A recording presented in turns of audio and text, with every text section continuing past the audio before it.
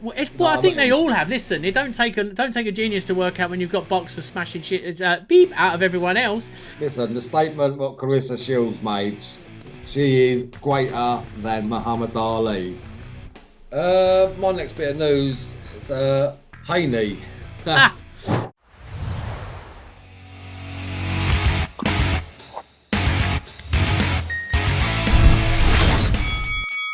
Hi guys, and welcome back to another episode of Notes Given.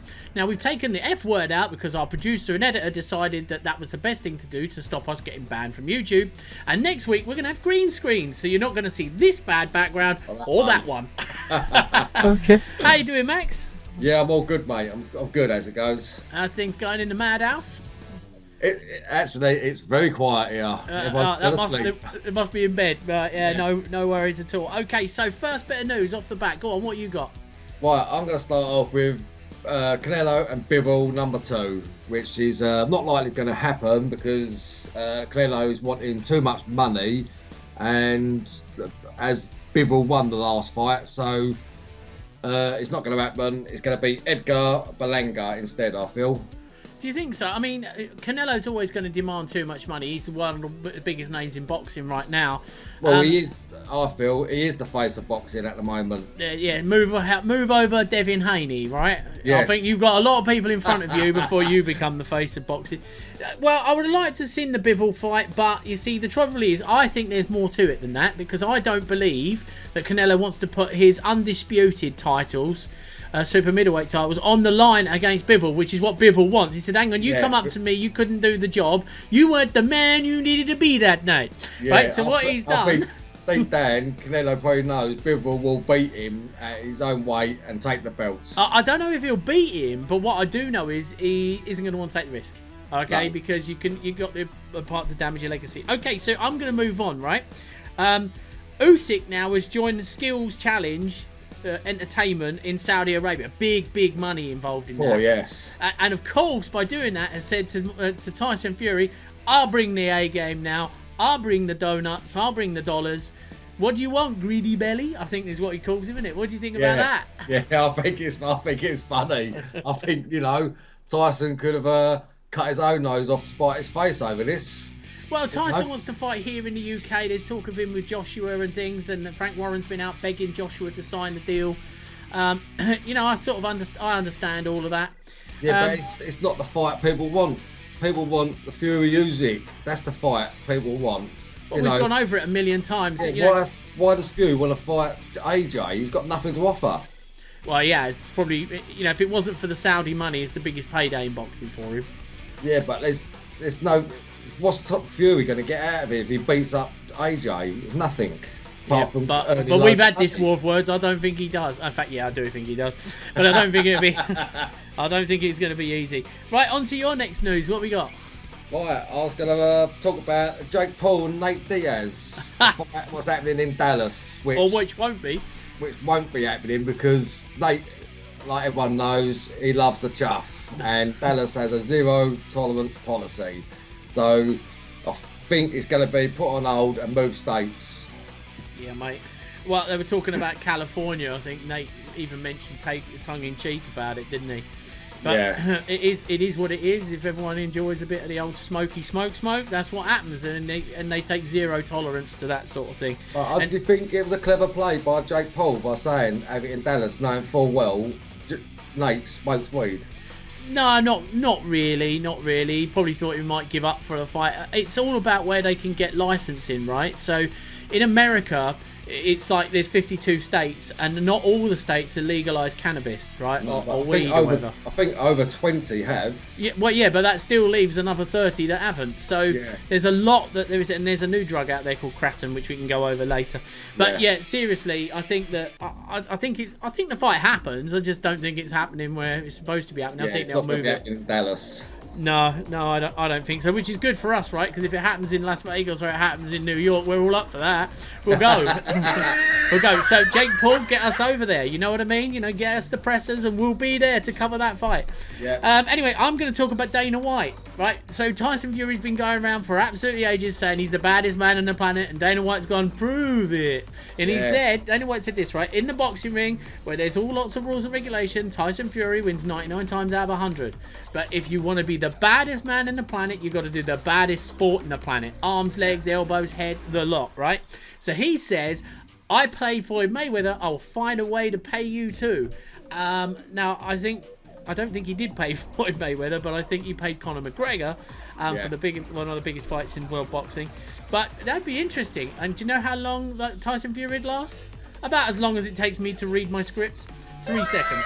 Right? Yeah. There's no way in John Jones's world Tyson Fury's legs would be pulled off, his ear rolls would be yanked off, he'd be getting elbows to the head. Listen, Tyson, we know you in the boxing ring. You are the baddest man on the planet. Yeah, on a street fight or in a cage, you're not going to be in the top 100, and I mean that with all the sincerity in my heart. He is just not going to do it. And I think if Fury grew bigger, set enough nuts, and got in the cage, I think Bones will make an example of him. Yeah, well, listen, I can tell you the top 100 heavyweight cage fighters will make mincemeat of Tyson Fury. Oh yeah. Right, and Tyson Fury would make mincemeat of the top 100 cage fighters in the boxing ring. It's two completely different disciplines of combat sports, and you know, as much as everybody would like to see it, it is a no contest fight in my opinion. It's absolutely no contest. It's not even worth it. Tyson Fury will get very severely hurt. John Jones won't even work up a sweat. That's how it's going to be. So over to you. What's your next news? Well, my next news is Pac-Man versus Ben. Now, as you guys might have noticed, that Max has got a brand new camera, but because he doesn't stand still, it's now going in and out of focus. So I do apologise about that. Yeah, so we're talking about Manny Pacquiao versus Conor Benn. I don't want to see that fight. No, I don't want to see that fight. I want Usyk Jr. and Conor Benn. That is a fight which is going to settle scores.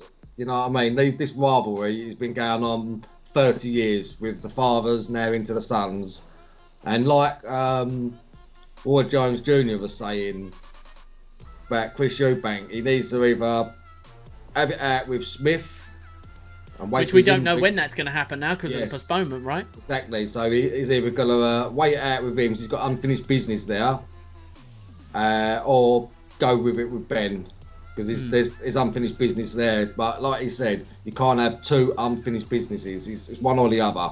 Yeah, and I think, and going back to Manny Pacquiao, I see Conor Benn destroys him in 3 rounds. I mean, I'm not talking. I mean, you've got to look at Manny Pacquiao. His age is against him. The last thing to go is his punch. Listen, you're dealing with a fighter here who is just as quick as Manny Pacquiao, but is also dangerous, and it would be a dangerous fight for any sort of any sort of middleweight, light middleweight, welterweight. It would be Conor would be a danger to anybody, and I seriously think that is an accident waiting to happen, and I would. Yeah, and I think that could be, a bit of a devastating ending for Pacquiao. Yeah, and unnecessarily so. I mean, I think that another interesting one is the Kell Brook, Conor Benn argument. I even think Kell Brook gets destroyed by Conor Benn in about 5-6 rounds. Yeah. I just don't see it going on to. One of the most aggressive fighters I've actually seen in a long time is Conor Benn. Chris Eubank was as well, but something's gone wrong, I think, there in some sort of training. I don't see Eubank beating Benn either. No, I think Benn is up there. He's one of the elite of his weight division, I think. And I think when he comes back, which we're all looking forward and welcoming that to happen, I think it's going to be a great sort of. It's going to be an exciting fight. His first fight back in is going to be. It's going to be someone's going to get messed up. Someone's going to get. Notice we're trying very hard not to use emotion here. Okay, I'm going on next. Right, Joshua versus White. So there's lots of backwards and forwards, lots of name calling going on here, right? And they're trying to do the negotiation for a fight in August, possibly between Joshua and White. Do I want to see that? I love Dillian White. I cannot help it. I absolutely love the guy. I think he's been an incredible asset to British boxing. He's been around the world. He was totally outclassed, you have to say, by Tyson Fury the last time out. what do you think happens with the Joshua White fight if it happens? I can't see White beating him. I don't know if I was reading it right, but they've already had beef before back in the day, and they had like sparring and all that. Yeah, but in the amateurs they had a fight where White won, and then obviously they had that fight in the pros where Joshua knocked him out. Yeah. So you had that with that vicious uppercut. So this would be sort of the third fight, if you like. One in the amateurs, one in the pros. This would sort of settle the score. But to be perfectly honest, I find it difficult to believe that White beats Joshua. But it all depends on what Joshua you get. Do you get the Joshua before the Ruiz fight, or do you get the Joshua after the Ruiz fight? There's two different Joshuas here. One believes he's a boxer, the other one knows he's a fighter. And there's the difference between belief and knowing, right? Yes. And that's one of the big things for me. So your next bit of news. My next bit of news is Haney. Yeah. He says he's not in the negotiations to sign up with Eddie Hearn in matchrooms after, as there was discussions about it. I don't think he's interested.